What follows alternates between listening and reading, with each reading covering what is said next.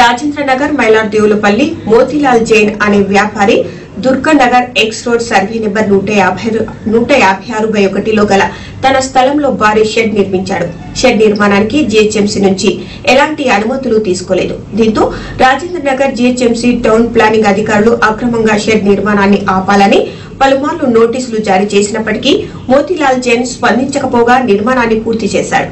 దీంతో ఎలాంటి అనుమతులు లేకుండా నిర్మించిన షెడ్ ను టౌన్ ప్లానింగ్ అధికారులు కూల్చివేశారు.